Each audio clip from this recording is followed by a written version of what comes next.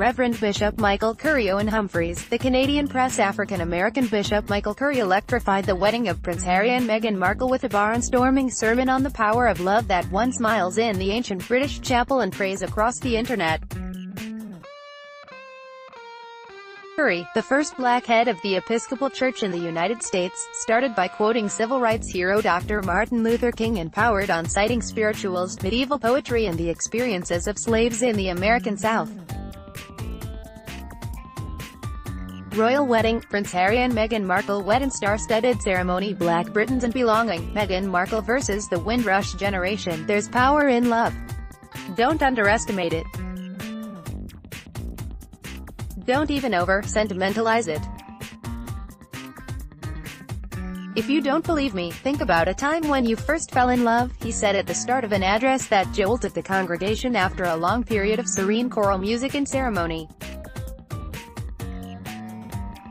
Story continues below. Advertisement. By the end, he was referring to Harry and Meghan as my brother, my sister, and telling them, God love you, God bless you, before the opening notes of the soul standard, Stand By Me, started up. Bishop Michael Curry delivered a sermon on the power of love at the wedding of Prince Harry and Meghan Markle. Meghan smiled throughout as Harry looked on intently. Meghan smiled throughout as Harry looked on intently. It was a moment for African Americans. It was like we were at church. It was the word that love conquers all, said Karen Long from Houston, Texas, who came to Windsor with her sister and friend, all dressed as bridesmaids. It was a perfect blend between her culture and the royal culture. As an African American woman, it was made in heaven, she said. The reaction online was overwhelmingly positive. Quoting Drive. Martin Luther King from the altar of a British royal wedding. This sermon by Rev. Michael Bruce Curry is very American, very boisterous, very passionate. Love it, said New York Times reporter Katie Rossman on Twitter. Story continues below. Advertisement. Karen Attiah, global opinions editor of The Washington Post, called the whole wedding an overt celebration of Black American culture. I wrote back in the fall that I didn't think Meghan Markle was going to be very outspoken about race once she married into the royal family. Maybe she will prove me wrong, Attiah tweeted. Discover Love. Members of the royal family, including Harry's brother Prince William, could be seen on TV smiling during the lengthy address. Meghan's mother, Doria Ragland, nodded several times as the bishop spoke. Some commentators took to Twitter to point out the facial reactions in the chapel to the bishop's sermon.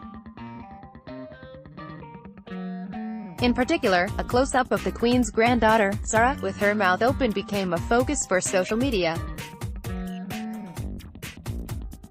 Harry's cousin Princess Beatrice was spotted giggling. Barely glancing at the transcript of his speech in front of him, Curry talked directly to a congregation that included Queen Elizabeth and celebrities such as Oprah Winfrey, Elton John and David Beckham.